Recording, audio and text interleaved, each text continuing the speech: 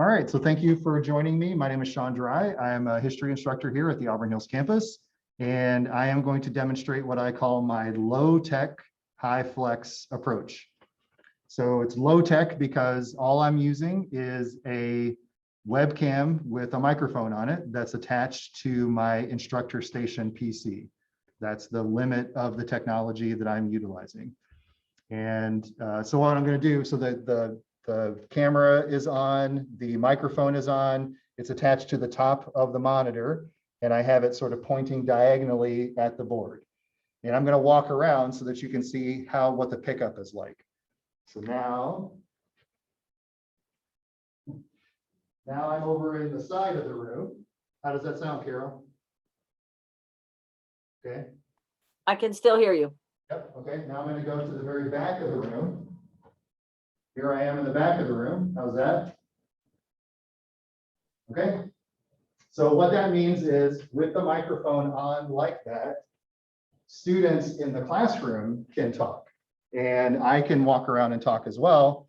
And so anybody who chooses to Zoom in, anybody who chooses to join class by Zoom can still hear me no matter where I am in the classroom, and they can hear other students as students are commenting or asking questions or things like that. What microphone am I using? This is a webcam that I requested from the college. So it was supplied to me by the college. Yep. And okay, so what I do then during class session is I start a Zoom session like you are joining in right now. So students have the ability to either join by Zoom with the link that I provide to them in advance, or they can come physically to the classroom.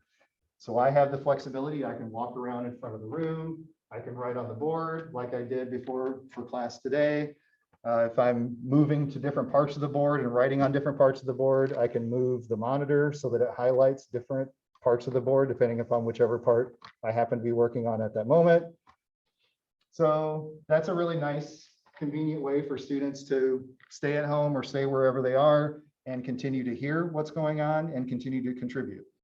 I use the chat feature in Zoom. So if students want to make a comment non-verbally without unmuting themselves, then they can type something in the chat.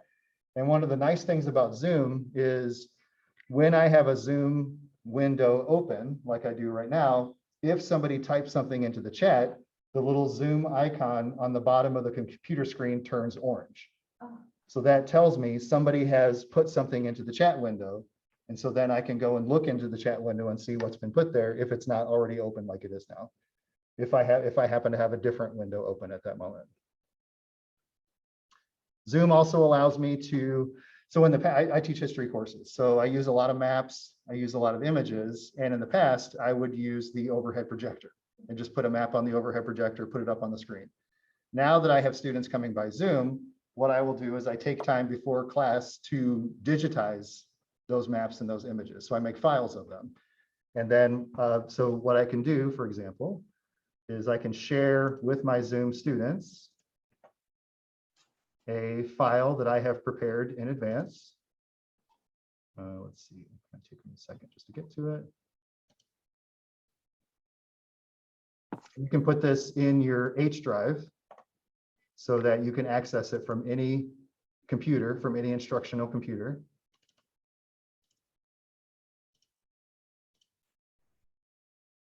Okay, so I've just put in the chat to the people who are in chat a map of post-war Europe. So now people who are at home Zooming can open that file and look at and follow along with it. And I can then open that and display it on the screen here for students who are physically in the classroom.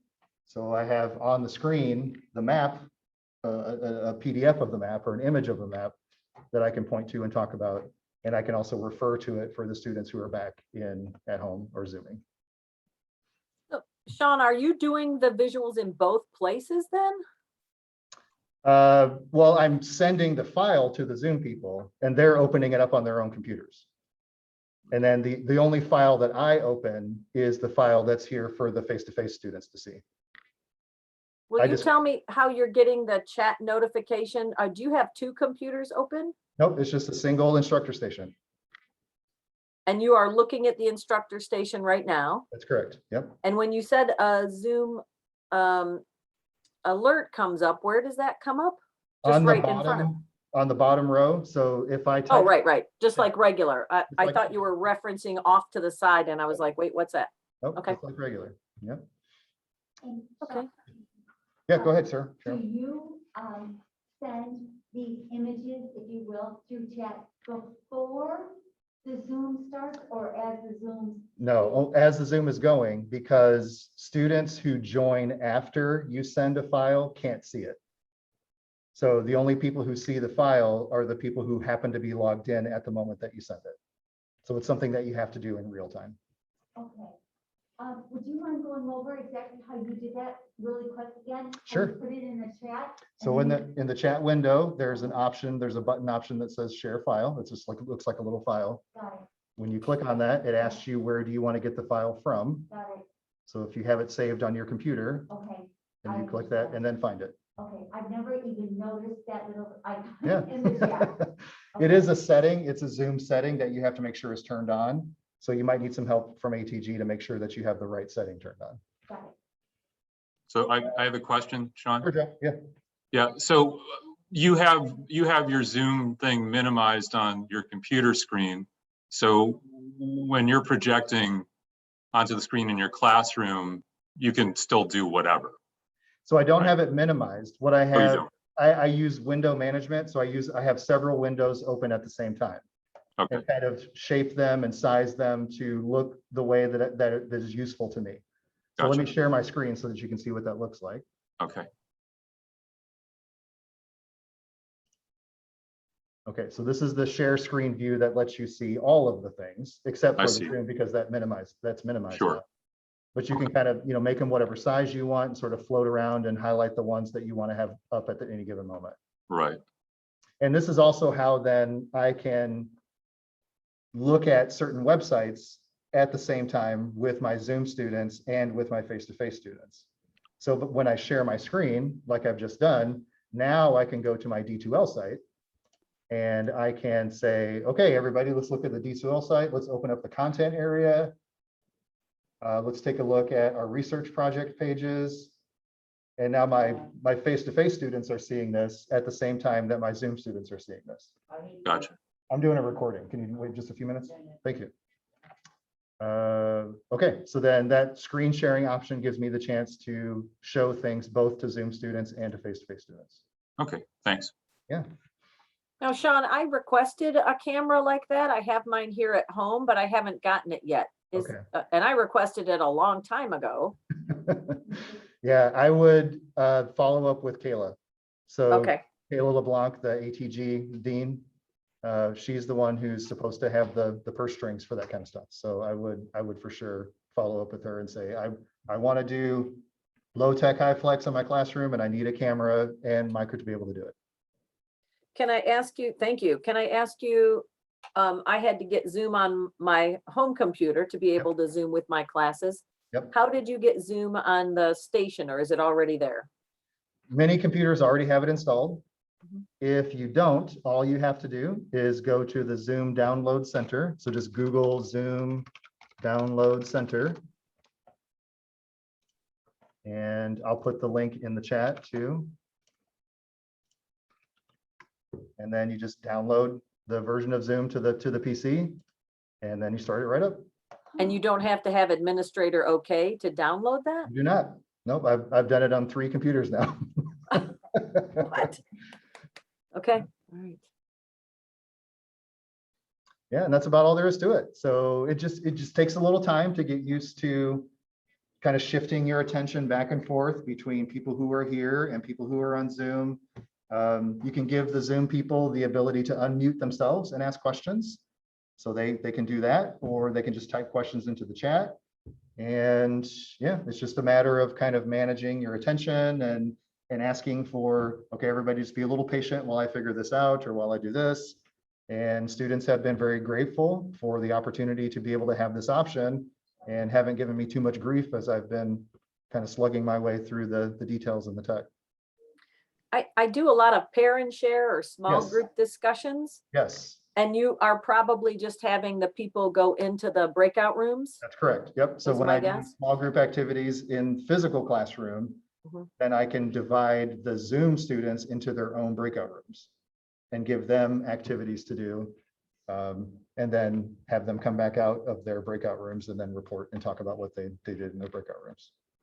Okay. Yep. Do you also record all your sessions, Sean, I or? do not. Nope. Because recording class sessions carries with it a whole another layer of students needing to give permission to have their images shared, to have their voices shared. So as of right now, it's just a synchronous experience, unrecorded, where students are either here physically or they're here Zoomy. So Okay, Yeah. okay. Have you found that your class attendance in person has decreased because of this? a little. So the class I just finished, I had 17 people physically here and 2 by Zoom. Okay, So it was more of this particular class is choosing to come to class physically. I had a class yesterday where it was a little bit more even. I had 12 people physically in the room and 10 people on Zoom. So I think it kind of depends on the mix of the particular class and what sort of personal issues they may or may not have. and then if somebody does not attend at all, Right. Zoom or that, Right. Do they lose anything for that? Well, that's up to you. I mean, that's Okay. up to however you view participation and Okay, however you want to grade that or address that. okay. It's totally up to you. Got it. Yeah. Okay, okay. Before you say goodbye, I just want to make sure I understand the screen. Sure. I'm trying to remember how it was when I did Zoom synchronous. Mm-hmm. I would open it up Mm-hmm. and I would have one screen and it would be the Zoom screen. Right. That is, you had that open, but you also have another screen. That's open. right. Like if I wanted to do a PowerPoint, could I do the PowerPoint and share it through Zoom for Yes. everybody? You could do that. Yeah. Okay, The real trick is make sure it's this little button here, the maximize or minimize button. Because that's going to fill up the whole screen, but then you can restore it down and then change and adjust the size of it. So it's just going back and forth between, do you want any one box to fill up the whole screen? Or do you want to be able to switch back and forth between the different boxes? And that just takes time to Yeah. practice to figure out. please practice. Yeah. Yep. Okay. Okay, any other questions from Zoom attendees? I do. Do you project the PowerPoint on a screen that drops down, not on the whiteboard, and then have the people in the class look at that? Yeah, in this particular classroom, I think Auburn Hills is advantageous in that we have our screens mounted to the side diagonally in the corner so that we can draw on the whiteboard at the same time that we have things projected onto the screen. Oh, I gotcha. And so the view for students in Zoom could be turned so that it could see the Correct. projection if you need it. Right, or just share that file with them. Right, so they can look at it. Open it themselves, yeah. I have that already in all the classes, so they can already get to that. Okay. Right. All right, well, that's just wonderful. That was about what I thought you'd say. Thank you so much for taking time to go through that. Of course. Okay, I'm Thank going to you. stop recording. Thank you, everybody, for coming, and I'm going to share this, and we'll see if other people find it interesting too. Kayla's gonna get some requests. Okay, thank you, everybody. All Thank right, you. thank